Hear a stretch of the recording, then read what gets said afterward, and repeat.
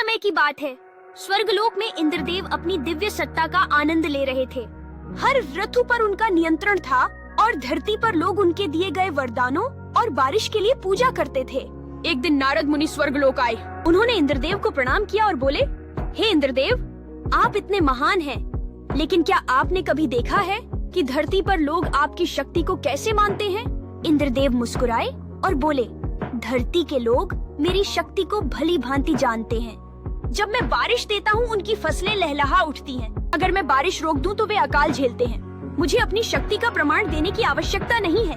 नारद मुनि ने मुस्कुराते हुए कहा, फिर भी अगर आप धरती पर जाकर स्वयं देखेंगे तो आपको पता चलेगा कि आपकी शक्ति कितनी सजीव है। इंद्रदेव ने चुनौती स्वीकार की और एक साधारण मनुष्य के रूप में धरती पर आने का निश्चय किया।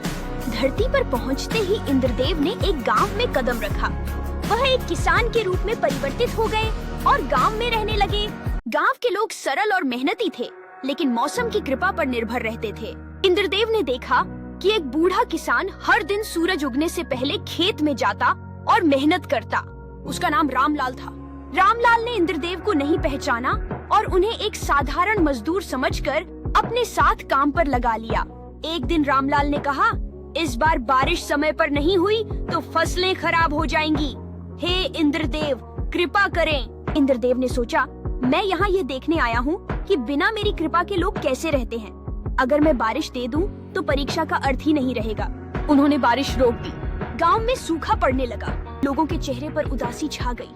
रामलाल ने अपनी मेहनत जारी रखी, लेकिन उसने कभी शिकायत नहीं की। वह हर सुबह भगवान से प्रार्थना करता और कहता, हे इंद्रदेव, चाहे आप बारिश दें या न दें, मैं मेहनत करना नहीं छोड़ूंगा। इंद्रदेव यह देखकर आश्चर्यचकित हुए। उन्होंने सोचा, रामलाल जैसे लोग ही धरती की असली शक्ति हैं। वे अपनी मेहनत और विश्वास से मेरी परीक्षा ले रहे हैं। आखिरकार इंद्रदेव ने बारिश करने का निश्चय किया। गांव में घनघोर बारिश हुई और फसलें लहलहा उठी। रामलाल ने खुशी से कहा, देखा, भगवान हमेशा मेहनतकश की सुनते हैं। इंद्रदेव ने स्वर्ग लौटकर नारद मुनि से कहा, धरती के लोग सिर्फ मुझ पर निर्भर नहीं हैं, उनकी मेहनत और विश्वास उन्हें जीवित रखते हैं। मुझे गर्व है कि मैं उनकी मदद करता हूँ। उस दिन से इंद्रदेव ने ठान लिया कि वे हमेशा मेहनतकश लोगों की सहायता करेंगे।